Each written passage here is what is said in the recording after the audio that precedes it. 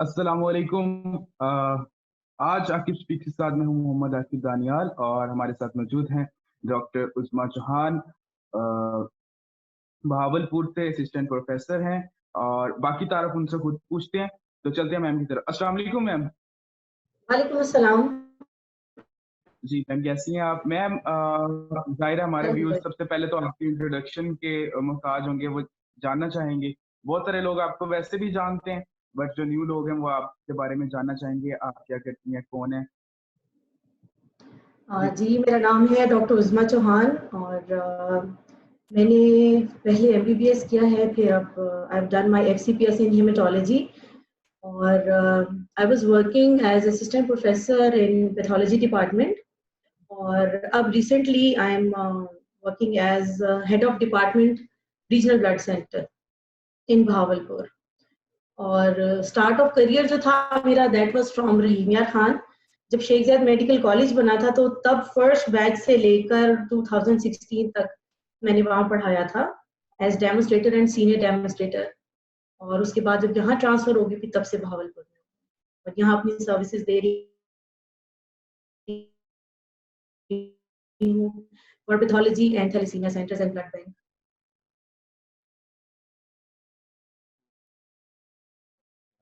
तो जाहिर है मैम, आप थैलीसीमिया से रिलेटेड सेंटर में हैं और थैलीसीमिया से हैं। तो सिंपली अगर हम आपसे पूछना चाहें कि ये थैलीसीमिया है क्या और प्रिकॉशंस क्या हैं, ये हमें थोड़ा डिटेल में बताना चाहेंगे। जी बिल्कुल। थैलेसीमिया एक्चुअली एक मौरूसी बीमारी है जो पेरेंट्स से बच्चों में आगे ट्रांसफर होती है। तो एक खानदान में अगर है थैलेसीमिया तो बहुत ज्यादा चांसेस है कि वो अगली नस्ल में वो ट्रांसमिट होगी डिजीज। तो बेसिक जो प्रॉब्लम होता है थैलेसीमिया में वो ये है कि हीमोग्लोबिन सही क्वालिटी का नहीं बन पा रहा होता। तो जब हीमोग्लोबिन सही नहीं बनेगा तो ऑक्सीजन कैरिंग कैपेसिटी उस ब्लड की तो बहुत अप टू द मार्क नहीं होगी। इसलिए जो बच्चे थैलेसीमिया से सफर करते हैं जिन्हें अपने पेरेंट्स से एक्वायर करके आता है एज इनहेरिटेड डिसऑर्डर, वो अपना एचपी नहीं मेंटेन कर पा रहे होते। 6 महीने की उम्र तक तो यूजुअली ये बच्चे अपना नॉर्मल थोड़ा सा जिंदगी गुजार रहे होते हैं, लेकिन जो ही 5 महीने से 6 महीने से आगे जिंदगी शुरू हो जाते हैं। उन सिम्टम्स में ज्यादा इंपॉर्टेंट सिम्टम्स ये होते हैं कि एनीमिया डेवलप करते हैं, खून की कमी का शिकार होते हैं ये बच्चे और बहुत पिलाहट होती है। जब ये पेरेंट्स लेके आते हैं हमारे पास तो इनका सबसे पहली जो बात होती है कि हमारा बच्चा बहुत पीला है, बहुत खून की कमी का शिकार है, बाकी बच्चों की तरह इसकी ग्रोथ नहीं हो रही अच्छे से, ये अच्छे से खा पी नहीं रहा बच्चा, चिड़चिड़ापन है इसके अंदर, उकताहट है और बाकी बच्चों की तरह खेलता कूदता नहीं है। अगर हम 6 महीने से ऊपर वालों की बात करें तो इन सब सिम्टम्स की वजह ताकि वो फिर आगे इसकी तशखीस करें और फिर इसका इलाज मुमकिन हो। अब पाकिस्तान के अगर हम स्टेटिस्टिक्स देखें तो उसमें हर साल 5,000 से 9,000 नया बच्चा थैलीसीमिक पैदा हो रहा है और अगर टोटल पॉपुलेशन में से आप देखेंगे तो 5 to 7% टोटल पॉपुलेशन में से है। तो ये तकरीबन बनता है 9.8 मिलियन कैरियर्स हमारी इस कम्युनिटी के अंदर। क्योंकि बहुत ज्यादा इस पे बात नहीं हो पा रही होती तो क्योंकि कैरियर में कोई सिम्टम्स नहीं आते ना, तो लोगों को पता ही नहीं चलता कि कौन कैरियर है इस बीमारी के लिए और कौन कैरियर नहीं है इस बीमारी के लिए। तो ये मेन चीजें हैं और वो जी। क्योंकि हीमोग्लोबिन सही नहीं बन रहा होता। देखिए 2 टाइप की चेन्स होती है, अल्फा चेन होती है और बीटा चेन होती है। जिस थैलेसीमिया के बच्चे में अल्फा चेन नहीं बनेगी आप उसको बोलोगे ये अल्फा थैलेसीमिया का शिकार है। जिस बच्चे में बीटा चेन नहीं बनेगी आप उसमें कहेंगे ये बीटा थैलेसीमिया का शिकार है ये बच्चा। सिवियरिटी के हिसाब से हम थैलेसीमिया को डिफरेंट कैटेगरीज में डिवाइड कर देते हैं। मेजर थैलेसीमिया मेजर वो टाइप है जिसमें बहुत ज्यादा खून लगाना पड़ता है। उसके बाद एक और किस्म आती है जिसमें हम बोलते हैं थैलेसीमिया इंटरमीडिया। इनमें खून की कमी जरूर होती है, ये बच्चे एनीमिक होते हैं लेकिन इनको बार बार खून नहीं लगाना पड़ता। और तीसरी जो कैटेगरी है वो है थैलेसीमिया कैरियर्स की। कैरियर वो लोग हैं जिनके जीन्स के अंदर ये डिजीज मौजूद होगी। जब उनकी शादी किसी और कैरियर से होगी तो जो आगे नस्ल पैदा होगी वो बच्चे अफेक्टेड होंगे फॉर थैलेसीमिया। तो अल्फा थैलेसीमिया और बीटा थैलेसीमिया हो गया, उसमें हमने डिवाइड करा। और फिर सीवियरिटी के हिसाब से देखिए, अगर आप डिवाइड नहीं करेंगे तो आप मैनेजमेंट अकॉर्डिंगली नहीं कर पाएंगे ना। कि कैरियर को तो बहुत ज्यादा जरूरत नहीं है मैनेजमेंट की, इंटरमीडिया को टू सम एक्सटेंट, और थैलेसीमिया मेजर वो ग्रुप ऑफ पेशेंट्स है जिसपे आपका मेन फोकस होता है, जिनके लिए आपको सब सहूलियात देनी चाहिए होती है। और रेड सेल्स बॉडी में बहुत ज्यादा कोशिश करता है जिस्म बनाने के लिए इन बच्चों में, मेजर की बात कर रही हूँ मैं। तो मेजर में क्या होता है कि इन बच्चों का जो फेस है वो टिपिकल थैलेसीमिया फेसेस हम उसको बोलते हैं अपनी मेडिकल की टर्मिनोलॉजी में। तो उसमें फ्रंटल बोजिंग, माथा थोड़ा सा बाहर निकला हुआ होता है बच्चों का, चीक्स थोड़ी उठी हुई होती हैं बच्चों की, दांत जो है वो अलाइनमेंट में होने के बजाय थोड़े बाहर आ रहे होते हैं, ठीक है, मेल अक्लूजन ऑफ ईथ हम उसको बोलते हैं। ये सब चेंजेस इस वजह से आते हैं क्योंकि बोन मैरो ज्यादा से ज्यादा सेल्स बनाने की कोशिश करता है। उसमें जिस्म की सारी बोन्स जब बनाने लगेंगी तो वो एक्सपैंड करने लग जाती हैं। तो एक्सपैंड करने की वजह से बोन्स का जो स्ट्रक्चर है वो चौड़ा होने की वजह से ये चेंजेस उनके स्ट्रक्चर में आने लग जाते हैं। अगर बहुत अच्छा सा मैनेज नहीं हो रहा थैलेसीमिया का मरीज, तो आप प्लीज अब ऑब्जर्व करिएगा मेरी इस बात के बाद कि 5 साल 4 साल ले लेते हैं, 4 साल ऑनवर्ड्स सब थैलेसीमिक बच्चे एक जैसे चेहरे वाले होते हैं। चेहरे की सिर्फ बात करी हूँ, स्प्लीन और तिल्ली की तो मैंने भी बात नहीं की, ठीक है। फेस उन सबका एक जैसा होता है, तो आपको फील हो जाता है कि ये सब बच्चे किसी एक ही मर्ज का शिकार हैं। फिर स्प्लीन का भी यही है कि तिल्ली का काम बढ़ जाता है रेड सेल्स को तोड़ने की वजह से और रेड सेल्स के बनने की वजह से, ठीक है। तो क्योंकि तिल्ली का काम बढ़ जाएगा तो उसका साइज भी बढ़ना शुरू हो जाता है थैलेसीमिया के बच्चों में। तो ये मेन सारी रीजंस हैं जिसकी वजह से ये डिजीज होती क्यों है और इसमें क्या क्या सिम्टम्स आते हैं बच्चों को। ठीक हो गया ma'am, thank you so much इसके बारे में बताने के लिए। अच्छा, मुझे थोड़ा सा इसके बारे में ये भी जानना है, जाहिर है बहुत सारे लोग क्वेश्चन भी पूछते हैं, थैली वो शिकार हो जाते हैं थैलेसीमिया का। अच्छा, इसका कुछ परमानेंट इलाज नहीं है? हम अगर ब्लड के अलावा कोई इलाज करवाना चाहें, अभी तक कोई इलाज इन्वेंट नहीं हुआ, कोई वैक्सीन नहीं बनी, कोई इस तरह की मेडिसिन नहीं बनी, या फिर उनका जिगर काम नहीं करा तो उनके जिगर के लिए कोई ऐसी चीज नहीं बनी कि वो काम करने लग जाए, तो इसका कोई इलाज नहीं है थैलेसीमिया का अभी तक, मतलब कि ब्लड के अलावा, ब्लड डोनेशन के इलाज अलावा? तो मैं बताती हूँ आपको, बिल्कुल इलाज से ज्यादा जरूरी है प्रिवेंशन इसकी। हम पहले प्रिवेंशन पे बात करते हैं कि आपको बचाना कैसे है इसको, ठीक ठीक है। है, फिर हम इसके इलाज के ऊपर आते हैं, स्टेप वाइज चलते हैं हम, क्योंकि हमारे बहुत से व्यूअर्स तो नॉन डॉक्टर्स होंगे ना। जब वो डॉक्टर नहीं होंगे तो उनको समझाने के लिए आपको बड़ी बेसिक चीजों से बताना पड़ेगा ताकि हमारे इस इंटरव्यू का सबको फायदा हो, जो डॉक्टर है या नॉन डॉक्टर है या आम घरेलू खवातीन है या आम बिजनेस वाले लोग हैं। तो इसमें सबसे जरूरी जो मेरी अपील भी है आप सब लोगों से कि प्रिवेंशन पे हमें काम करना चाहिए, इस पे बहुत ज्यादा। प्रिवेंशन में ये है कि जिन खानदानों में आपको लग रहा है कि थैलेसीमिया प्रिवेल कर रहा है, उन खानदानों में सबकी एक्सटेंडेड स्क्रीनिंग होनी चाहिए कि उनमें कौन कौन कैरियर है और कौन कौन थैलेसीमिया से सफर कर रहा है। आपके पास एक लिस्ट आ गई कि ये सब लोग कैरियर होनी चाहिए, तो ये एक स्टेप हो गया आपका प्रिवेंशन का।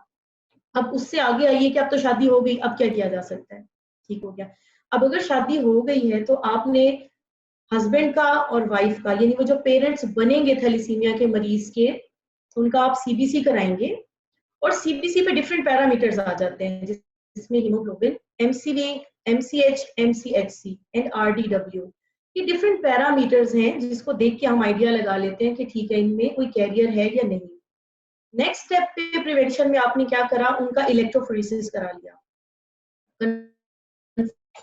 कंफर्म कर लिया कि ये जो पेरेंट्स हैं या ये जो मैरिड कपल है इसको थैलेसीमिया कैरियर है ये। अगर आपके पास कोई इससे भी बाद के स्टेप में आ रहा है कि प्रेगनेंसी हो चुकी है किसी को, तो उसमें आपके पास एक बहुत अच्छा सोल्यूशन मौजूद है, वो है कोरियोनिक विलस सैंपलिंग। हम करते क्या है कि 10 से 12 हफ्ते के दरमियान में जो प्रेग्नेंट लेडी है उनको हम बुलाते हैं अपने सेंटर पे, जहां भी थैलेसीमिया का वर्कअप हो रहा होगा पाकिस्तान में। उसके बाद उनका एक सैंपल ले लेते हैं इन यूट्रो, यानी उस बच्चे की पैदाइश से, यानी यूट्रस के अंदर से हम सैंपल ले लेते हैं और उस सैंपल को स्टडी कर लेते हैं। अगर तो वो आने वाला बच्चा थैलेसीमिक है तो इस्लामिक फतवा के अकॉर्डिंगली, मौलाना तकी उस्मानी का फतवा है कि आप उसको टर्मिनेशन ऑफ प्रेगनेंसी, या जिसे आम अल्फाज में लोग अबॉर्शन बोलते हैं, आप वो करा सकते हैं कि ये डिजीज बच्चा पैदा ना हो। तो कोरियोनिक विलस सैंपलिंग से भी आप एक और लेवल ऑफ प्रिवेंशन ले लेते हो। और अगर आप मैस स्केल पे बात करते हो, ये तो एक फैमिली की बात कर रही हूँ ना मैं, एक फैमिली होगी, दो हो गई, लेकिन अब जब मैस पे आप बात करते हो तो वहां आपका मीडिया, आपकी लेडी हेल्थ वर्कर्स हैं, वो आपके यंगस्टर्स, आपके पाकिस्तान की जितनी पढ़ी लिखी पॉपुलेशन है, सहाफी लोग हैं, मौलाना हजरात हैं, ये सब लोग कम्युनिटी लेवल पे अवेयरनेस दे सकते हैं लोगों को, क्योंकि अवेयरनेस के बगैर आप थैलेसीमिया को नहीं खत्म कर सकते पाकिस्तान से। अब आते हैं हम इसकी ट्रीटमेंट की तरफ। प्रिवेंट करने की कोशिश की आपने, सारे लेवल्स कोशिश किए, हम इस लेवल पे बचा लें, इस लेवल पे बचा लें, इस लेवल पे आप नहीं कर पाए, बच्चा पैदा हो गया, आपको पता चल गया इलेक्ट्रोफोरेसिस करा के, ठीक है। तो अब अच्छा ठीक है, अब ट्रीटमेंट, अब उसके डायग्नोसिस के लिए क्या चाहिए आपको? आप कंप्लीट ब्लड काउंट कराएंगे उस बच्चे का जिसपे आपको शक है कि इसको थैलेसीमिया तो नहीं है, सीबीसी के वही पैरामीटर्स देखेंगे आप, फिर आप उसका सैंपल देंगे हीमोग्लोबिन इलेक्ट्रोफोरेसिस के लिए। हीमोग्लोबिन इलेक्ट्रोफोरेसिस एक ऐसा टेस्ट है जो हीमोग्लोबिन को डिफरेंट पार्ट्स में डिवाइड करके जो डिजीज्ड पोर्शन है या जो सही सेहतमंद हीमोग्लोबिन नहीं है उसकी निशानदेही कर देगा कि भाई इसके अंदर ये टाइप ऑफ डिफेक्टिव हीमोग्लोबिन आ रहा है इसके। फिर आप सेकंड आगे स्टेप पे क्या कराते हैं, उसका जेनेटिक प्रोफाइल करा लेते हैं। ये सारा वर्कअप आपको जरूरी है ट्रीटमेंट स्टार्ट करने से पहले। ये सारा वर्कअप आपने करा लिया, आपको पता चल गया कौन सी म्यूटेशंस हैं इलेक्ट्रोफोरेसिस में, क्या है। अब ट्रीटमेंट के लिए आपके पास क्यूरेटिव है, परमानेंट है, अच्छा इलाज है या सपोर्टिव केयर है, दो टाइप्स है इसके अंदर आपके पास। जो अच्छा वाला इलाज है, जो होना चाहिए और जिसके बहुत ज्यादा चांसेस हैं कि पेशेंट ठीक हो जाएगा, वो है बोन मैरो ट्रांसप्लांट। आप बोन मैरो ट्रांसप्लांट की तरफ जाते हैं, बच्चे के बहन भाई से आप मैच करेंगे, पेरेंट्स से मैच करेंगे, बोन मैरो जिससे मैच हो जाएगा तो आप उस बच्चे को बोन मैरो ट्रांसप्लांट के लिए उनको ऑप्शन देंगे। लेकिन अगर वो पुअरली मैनेज था, उसका सीरम फेरेटिन बहुत बढ़ा हुआ था, सीरम आयरन जिसको बोलते हैं ना आम लोग कि हम आयरन करा रहे हैं अपने बच्चे का, तो उसको बोलते हैं सीरम फेरेटिन। सीरम फेरेटिन बढ़ा हुआ है, जिगर खराब है, कार्डिक प्रॉब्लम्स आ रहे हैं, उसको बहुत सारे प्रॉब्लम्स और कॉम्प्लिकेशंस हो जाए अगर, तो फिर आपके पास बोन मैरो ट्रांसप्लांट की ऑप्शन बहुत अच्छी ऑप्शंस में से नहीं रहती, क्योंकि फिर उसके फेलियर के चांसेस बढ़ते जाते हैं बच्चे की बीमारी बढ़ने की वजह से। हाँ, उसको कम ट्रांसफ्यूजन्स लगे हैं, उसके सारे ऑर्गन्स ट्रांसप्लांटेशन सिंपल, ठीक है। नेक्स्ट हम क्या करते हैं, सपोर्टिव थेरेपी, जिसके ऊपर आप सब जानते हैं कि हमें इन बच्चों को ब्लड लगाना होता है। तो ब्लड हर महीने लगता है या डिपेंड करता है कि उस बच्चे की रिक्वायरमेंट कितनी है ब्लड लगने की। 3 हफ्ते से लेकर 1 महीने तक इन बच्चों को रेगुलरली ब्लड लगाना पड़ता है ताकि ये जिंदा रह पाए, क्योंकि उनका अपना एचबी तो डिफेक्टिव है, लेकिन उनको जिंदा रहने के लिए, ऑर्गन्स के फंक्शन पूरे होने के लिए, ऑक्सीजन की ट्रांसमिशन के लिए from lungs to all parts of the body आपको चाहिए एक हेल्दी रेड ब्लड सेल। तो आप फिर उनको ब्लड ट्रांसफ्यूजन देते हैं। उसके बाद एक चीज बहुत जरूरी है जो आप प्लीज सबको मैसेज दीजिए, जो लोग नहीं जानते इसके ट्रीटमेंट के बारे में, कि आपको फॉलिक एसिड की टैबलेट जरूर जरूर हर हाल में देनी है। मैं जिन पेशेंट्स के पेरेंट्स से मिलती हूँ, मैं उनको कहती हूँ कि अल्लाह ताला जिंदगी दे, आपके बच्चे को बहुत लंबी उम्र करे, ठीक है, आप इसकी खुशियां देखें। जब तक ये एसिड नहीं बंद करनी, फॉलिक एसिड क्या करती है कि वो थोड़ा बूस्ट अप देती है कि बॉडी के अंदर से बेहतर हो जाती है एचबी बनना। उसके अलावा जो रेड सेल्स टूट रहे होते हैं ना, उसकी वजह से भी फॉलिक एसिड की डिमांड बढ़ जाती है बॉडी के अंदर। तो फॉलिक एसिड तो आपको हर हाल में देनी है। उसके अलावा क्या है कि इन बच्चों में डेफिशिएंसी हो जाती है विटामिन डी की, बोन्स ग्रो नहीं कर रही होती। थैलेसीमिक बच्चे का कद आम बच्चे ऑफ सेम एज से बहुत कम होता है, इनकी ग्रोथ उतनी अच्छी नहीं होती। तो आपको इनको विटामिन डी भी देना होता है, विटामिन ई भी देना होता है इन बच्चों को एज अ एंटीऑक्सीडेंट। तो ये तो हो गए मल्टीविटामिन्स की बात। उसके बाद हमारे पास कुछ और ऑप्शंस हैं जिनके जरिए हम इनकी ब्लड लगने की रिक्वायरमेंट को थोड़ा मॉडिफाई कर सकते हैं। फॉर एग्जाम्पल, अगर किसी बच्चे को हर 3 हफ्ते बाद ब्लड लग रहा है, तो कुछ मेडिसिन ऐसी हैं जो इस ड्यूरेशन को थोड़ा बढ़ा देंगी कि उसकी ब्लड की रिक्वायरमेंट थोड़ी कम हो जाएगी। उसमें सबसे इंपॉर्टेंट चीज जो है वो है हाइड्रोक्सी यूरिया। ये कैप्सूल फॉर्म में आती है। हाइड्रोक्सी यूरिया हम देते हैं पेशेंट्स को। देखिए, सब बच्चे are not candidate for hydroxyurea. इसमें कुछ म्यूटेशंस होती हैं जो हम जेनेटिक प्रोफाइल करा रहे होते हैं। अगर वो म्यूटेशन आए, those are one of favourable mutations, अच्छा रिस्पॉन्स देते हैं बच्चे, तो उनकी ब्लड की रिक्वायरमेंट कम हो जाती है। ब्लड रिक्वायरमेंट क्यों हम कम करना चाह रहे हैं? आप जितनी दफा ब्लड लगाते हैं, उतनी दफा उस बच्चे के अंदर आप फेरिटिन या आयरन दे रहे होते हैं। तो यही आयरन सीरम फेरिटिन स्टोर होके डिफरेंट ऑर्गन्स को डैमेज करने लग जाता है। जब डैमेज होगा तो लिवर काम से सही से नहीं करेगा, कार्डिक पंपिंग ठीक से नहीं होगी, पेनक्रियाज खत्म होगा, तो इन बच्चों को डायबिटीज होनी शुरू हो जाएगी। ये यही पिट्यूटरी के अंदर हो जाएंगे सारे हार्मोन्स, ग्रोथ वाले भी और सेक्सुअल डेवलपमेंट वाले हार्मोन्स भी। तो इसलिए सीरम फेरिटिन का बढ़ना स्लोली स्लोली इटसेल्फ इनको बहुत ग्रेव एंड की तरफ लेके जा रहा होता है। तो आपको ब्लड लगाना और ये बाकी ट्रीटमेंट को आपको एक बैलेंस के साथ लेके चलना है।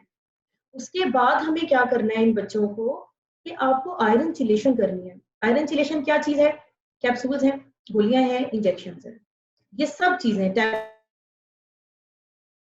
टैबलेट फॉर्म में हो, चाहे चाहे ये हो इंजेक्टेबल फॉर्म में। काम इसका क्या है कि जो आयरन गया है इस बच्चे के अंदर ब्लड ट्रांसफ्यूजन से, उस आयरन को जिस्म से बाहर निकालना। अगर आप आयरन को बाहर नहीं निकालेंगे और वो डिफरेंट ऑर्गन्स को डैमेज करेगा, तो आपका मैनेजमेंट का पार्ट इनकम्प्लीट रहेगा। बल्कि मैं तो समझती हूँ कि ये एक क्राइम है कि आप इनजुडिशियली बच्चों को ब्लड लगाते जाएं विदाउट चिलेशन। तो ये तो आप खुद उनके ऊपर जुल्म करेंगे। तो आपको इस पूरी की पूरी जो मैनेजमेंट की रिजीम है उसको उसके इफ्स एंड बट्स देख के चलना होगा कि कहाँ आपको क्या चाहिए, कहाँ नहीं चाहिए क्या। तो बहुत बैलेंस तरीके से आपको लेके चलना है। देखिए, हम यही चाहते हैं ना कि बच्चे अच्छी सी जिंदगी गुजारें, सेहतमंद रहें, मुस्कुराते रहें, हमेशा चहचहाते रहें जैसे बाकी सेहतमंद बच्चे हैं। तो अगर हमारी तरफ से मैनेजमेंट में थोड़ा सा भी ऊपर नीचे होगा तो फिर बच्चों के लिए नुकसान होगा ना। मैनेजमेंट का एक और हिस्सा है इनकी तिल्ली को निकलवाना, जिसको आम इंग्लिश में हम बोलते हैं स्प्लीनेक्टमी। वो बच्चे जिनकी स्प्लीन बहुत ज्यादा बढ़ जाती है, उनमें बार बार ब्लड लगाना पड़ता है। तो बार बार ब्लड लगाने से एक तो वो अपना एचबी मेंटेन नहीं कर पा रहे ना, हेमोलिसिस ज्यादा हो रहा है, और दूसरी चीज क्या है कि उस स्प्लीन के बढ़ने लग के उनका फेरेटिन भी बढ़ने लग जाएगा। तो फिर इस सारी सिचुएशन से बचने के लिए आपको इनको स्प्लीनेक्टमी करानी पड़ती है, डिफरेंट वैक्सीन लगवा के। तो ये पूरा प्रोटोकॉल है जो आपको फॉलो करना होता है। हो गया, ठीक है मैम। अच्छा, फिर ये बताएं कि हमारे पास इस टाइम फैक्ट्स एंड फिगर्स के हिसाब से कितने बच्चे जो हैं वो ऐसे हैं जिनको हमें ब्लड लगाना पड़ता है या ब्लड डोनेट करना पड़ता है, या आपके पास कितने हैं रीजनल ब्लड सेंटर, जैसे कि आप इसकी इंचार्ज भी हैं, तो इस हवाले से हमें थोड़ा सा गाइड करें कि कितने बच्चे हैं एनुअली या मंथली। मंथली बता दें ताकि हम लोग बता सकें कितने बच्चों को हम ब्लड लगाते हैं। जाहिर है आपने बताया 2 से 3 माह बाद एक बच्चे को ब्लड डोनेशन की जरूरत होती है। या मैनेजमेंट के हिसाब से वो वेरी कर रहा होता है। अच्छा, तो अब पर मंथ कितने बच्चे हैं जिनको हमें ब्लड देना पड़ता है? और वो ब्लड किस सूरत में देना पड़ता है और वो कहाँ से पूरा होता है? ये भी ज़रा थोड़ा-सा बताइए। जी, बिल्कुल। हमारे पास जो थैलेसीमिया सेंटर है भावलपुर बीडीएच के अंदर, उसमें तकरीबन 3000 बच्चे रजिस्टर्ड हैं और ओके, उन 3000 बच्चों को बहुत फ्रीक्वेंटली ब्लड लग रहा होता है, क्योंकि उनमें से बहुत सारे बच्चे ऐसे हैं जिनकी स्प्लीन बढ़ी हुई है। तो जब स्प्लीन बढ़ी हुई है और वो वीक हैं, जब तक उनका एचबी कुछ बेहतर नहीं होता, तो सर्जन भी स्प्लीनेक्टमी करने से थोड़ा हमें कहते हैं कि आप थोड़ा-सा एचबी मेंटेन कराएँ, तो फिर हम इसकी सर्जरी करेंगे। और देखिए जब से ये ब्लड सेंटर बना है तकरीबन दिसंबर 2017 से अब तक हम 30,000 प्लस बॉटल्स दे चुके हैं थैलेसीमिया सेंटर को। डेली के हिसाब से 80 टू 100 तो हमें देना ही देना होता है इन बच्चों को ब्लड। क्यों रिक्वेस्ट नहीं करते या कह लें को कंपेल नहीं करते कि आप अपना डोनर लेके आइए। हम लोगों ने इनसे यही कहा है कि आपको जब भी ब्लड चाहिए होगा हम आपको प्रोवाइड करेंगे। हम उन्हें परेशान नहीं होने देते। देखिए आप कभी किसी थैलेसीमिया के बच्चे के पेरेंट्स से मिलें, तो उनके रिश्तेदार उनसे मिलना छोड़ देते हैं कि भई ये जब मिलेगा, फ़ोन करेगा तो ये फ़ोन ही माँगेगा। तो लोगों को भी समझ आ जाती है कि भई बार-बार तो फ़ोन भी रिश्तेदार नहीं दे रहे होते। तो हम अल्हम्दुलिल्लाह लॉकडाउन के दिनों में भी कोरोना की वज़ह से जब लॉकडाउन था, यूनिवर्सिटीज़ बंद हो गई, हमारा एक अलग डिपार्टमेंट है जिसका नाम है मार्केटिंग। तो वो डिप्यूटेड ही इसलिए हैं कि वो कम्युनिटी लेवल पे जाके डिफरेंट इदारों में, डिफरेंट मोहल्लों में लोगों से मिलते हैं, बाज़ार में यानी डिफरेंट लोगों से कॉन्टैक्ट करते हैं, जो हमारे रेगुलर डोनर्स हैं उनके साथ भी, जिन दिनों स्पेशली हमें बहुत शॉर्टेज हो रही होती है ब्लड की। तो कल भी जैसे कैंप था अहमदपुर में, तो हम बहुत दूर-दूर जगहों पे कैंप करते रहे हैं। तो उससे जितना ब्लड ब्लड कलेक्ट होता है वो फिर सारा का सारा हम थैलेसीमिया में भेजते हैं, ताकि थैलेसीमिया के लेवल पे जाके उन्हें कोई प्रॉब्लम ना हो, तो उन्हें इजीली ब्लड प्रोवाइड कर देते हैं हम लोग। तो मेरी सबसे गुजारिश है कि प्लीज देखें ये एक सवाब है। कहते हैं ना किसी ने एक जान बचाई किसी की, तो गोया उसने पूरी इंसानियत को बचाया। तो ये तो बहुत ही आला दर्जे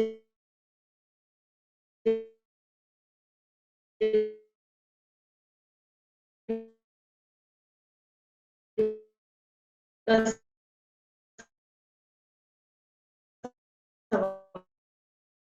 सवाब है, जिसके लिए हम ब्लड डोनर। अच्छा मैम, ज़ाहिर है पेशेंट से हम मुलाकात कर सकते हैं अभी इस टाइम, अगर आप उन्हें कैमरे पे लाइव ले आएँ कुछ पेशेंट इस तरह से, या नहीं हो सकता? एक्चुअली 2-3 पेशेंट्स को मैंने कहा है सेंटर में, तो वो फिर वहाँ पे ब्लड लगवाने हैं अभी। तो उससे मैंने ये किया था कि आपको डिफरेंट उनके ना वीडियोज़ और डिफरेंट जो प्रेज़ेंटेशंस हैं वो फिर मैं आपको अलग से सेंड कर दूँगी, वो फिर आप इसमें डाल लीजिए। एट द मोमेंट तो वो नहीं आ सके मरीज़, क्योंकि अपनी ट्रांसफ्यूज़न आज के दिन एक्चुअली वो मेडिसिन लेने और ब्लड ट्रांसफ्यूज़न लगवाने की वज़ह से नहीं आ पाए। अच्छा, मैम कोई मैसेज देना चाहेंगी जो लोग ब्लड डोनेट करना चाहते हैं, या कुछ ऐसा बताना चाहेंगी कि ब्लड देने से ज़ाहिर है बहुत सारे लोग डरते हैं, बहुत अच्छे-अच्छे लोग डरते हैं, ज़ाहिर है ये इस चीज़ से मैं भी फेस कर चुका हूँ कि बहुत मुश्किल होती है मोटिवेट करना और उनको लेके आना, और बल्कि माएँ जो हैं वो किसी भी नहीं चाहती कि मेरा बेटा जाकर ब्लड दे। एक्चुअल में फ़ोन भी आना शुरू हो जाते हैं कि आप लोग क्यों दे रहे हो? इस बिल्कुल, पे कोई बिल्कुल। मैसेज देना चाहिए? प्लीज़। देखिए, ये तो सबसे पहले हमें इस चीज़ को ख़त्म करना होगा अपनी सोसाइटी से कि ब्लड देने से कोई नुकसान होता है। जब आप देखिए नॉर्मली 120 दिन में रेड सेल्स बन जाते हैं आपके जिस्म के अंदर।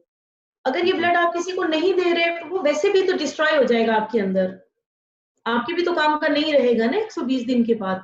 तो आप क्यों ना वो ब्लड किसी को देके उसकी जान बचा के और वो सवाब कमा लें। सदका जारिया के तौर पे आप अपने उस ब्लड को इस्तेमाल कर सकते हैं, नंबर 1। जब आप ब्लड देंगे किसी को, तो आपकी बॉडी उसके रिस्पॉन्स में फ्रेश ब्लड बनाना शुरू करेगी।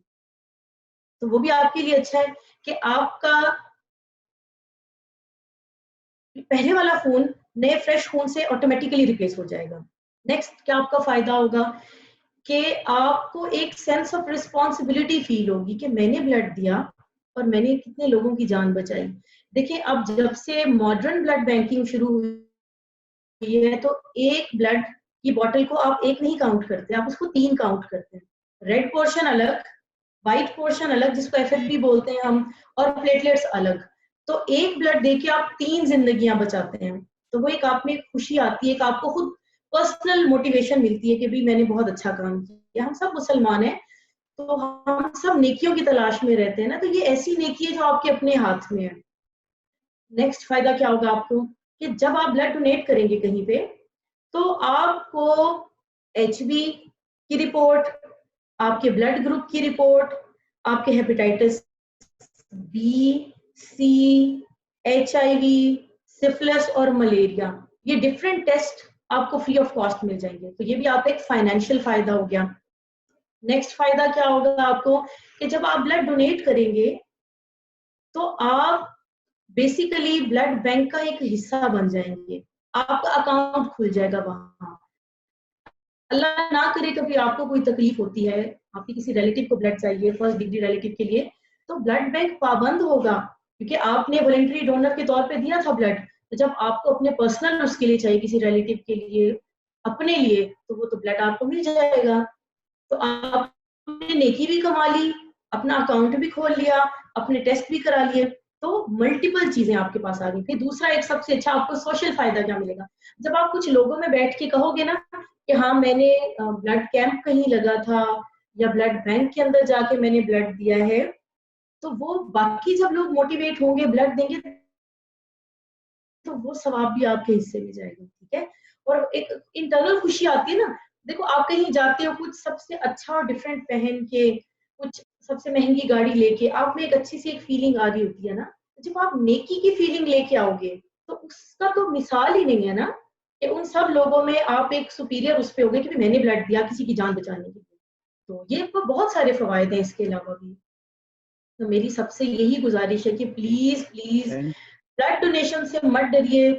खुदारा जितना आप दे सकते हैं ब्लड, देखें 120 दिन के बाद तो आपके काम का भी नहीं है वो ब्लड, लेकिन जब आपने किसी को दे दिया, उसको जिंदगी दे दी, तो ये तो आपके लिए बहुत बहुत बड़ा रुतबा अल्लाह ताला के पास होगा ना। तो जरूर ब्लड दें, सिर्फ थैलेसीमिया के लिए नहीं, बहुत सारे ब्लीडिंग डिसऑर्डर्स हैं ऐसे जिसमें या तो ब्लीडिंग हो रही है मरीज को, या कोई और ब्लड से रिलेटेड इशू है।